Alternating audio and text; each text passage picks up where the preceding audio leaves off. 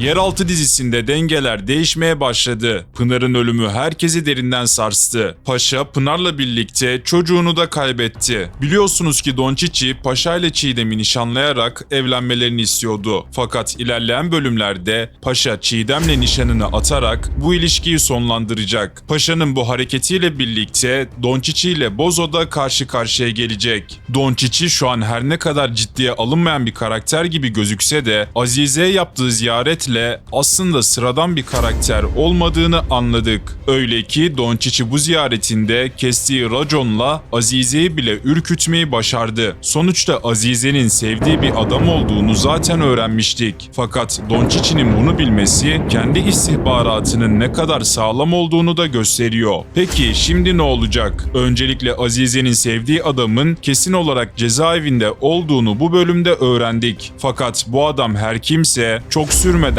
diziye katılacaktır. Ancak Azize'nin sevdiği adamın Haydar Ali'nin dayısı olma ihtimali bence oldukça zayıf gözüküyor. Yine de sizler de yorumlarınızı yazmayı unutmayın. Peki Yılmaz ne yapacak? Yılmaz Pınar'ın ölümüyle yeni bir oyun kuracak. Çünkü Yılmaz'ın isteği Pınar'ın da ajan olarak yeraltı dünyasına girmesiydi. Fakat hiç planlanmadığı şekilde ölen Pınar dizideki bütün dengeleri alt üst etti. Bu yüzden Yılmaz'ın Haydar Ali ile bu konuda tartışmasını da izleyeceğiz. Çünkü Haydar Ali kendi canının da tehlikede olduğunu bir kez daha yakından hissetti. Bunun yanında kendisinden öte meleği düşünen Haydar Ali bu dünyadan bir an önce çıkmak için Yılmaz'la konuşacak. Peki Sultan'la Haydar Ali arasında neler olacak? Ceylan Sultan'la Haydar Ali arasındaki ilişkiyi kabullenemediği için aralarını bozmayı başardı. Fakat bu hamleyle Ceylan bence bir kez daha sıradan biri olmadığını kanıtladı. Ceylan Sultan'ı o kadar güzel manipüle etti ki Sultan Haydar Ali'den ayrılmak dışında çare bulamadı. Bunun yanında zaten ilk bölümde adamı direkt kafasından vurması ve aynı zamanda bir anda Bozo'yla ilişkisinin olması Ceylan'ın zaten bir ajan olduğunu kanıtlayan şeyler. Fakat Sultan'ın Haydar Ali'den ayrıldıktan sonra Volkan'la ayaküstü flörtleşmesi gelecek bölümlere dair bize ipuçları veriyor. Şimdi videoyu beğendiyseniz gelin devam edelim. Öncelikle Volkan zaten Azize'nin adamı.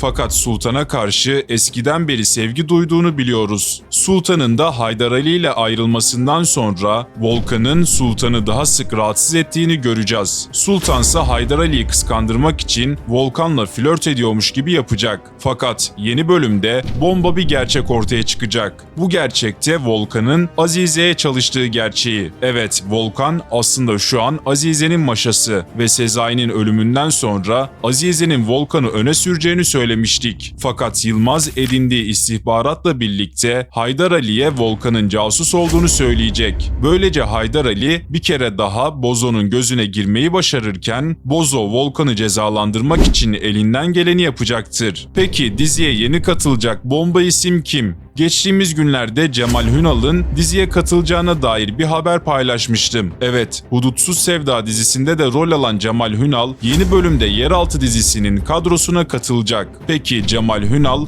hangi rolde yer alacak? Aslında bu konu hala bir gizem taşısa da ben Cemal Hünal'ın Avrupa Karteli'nin bir ayağı olarak diziye katılacağını düşünüyorum. Çünkü Azize şu an dizideki baş düşmanlardan biri olsa da oldukça zeki bir karakter. Bu yüzden de yaptığı planları yavaş yavaş kurguluyor. Fakat Avrupa Karteli Türkiye'deki ticaretin aksamasından dolayı Cemal Hünal'ın oynayacağı karakteri Sezai'nin yerine koymak için Türkiye'ye gönderecektir. Bu yüzden yeni bölümlerde dizinin baş kötüsünün Cemal Hünal olacağını söyleyebiliriz. Öyle ki Cemal Hünal'ın oynayacağı karakter bence sezon finaline kadar büyük bir çıkış yapacak. Peki Bozo ne yapacak? Bozo Haydar Ali'ye karşı giderek ısınsa da bence şüpheleri tamamen bitmiş değil. Aslında Haydar Ali'nin bir şeyler çevirdiğinin farkında. Fakat gerçeklere şu an gözünü kapatmış durumda. Yine de ilerleyen bölümlerde Haydar Ali Bozo'nun güvenini daha da kazanarak yeraltına iniş biletini alacak. İşte bu noktadan sonra zaten Bozo ile Haydar Ali'nin arasındaki mücadele bence başlamış olacak. Peki sizce Haydar Ali'nin dayısı da yer altından olabilir mi? Yorumlarınızı yazmayı unutmayın. Sonraki videoda görüşmek üzere. Kendinize iyi bakın.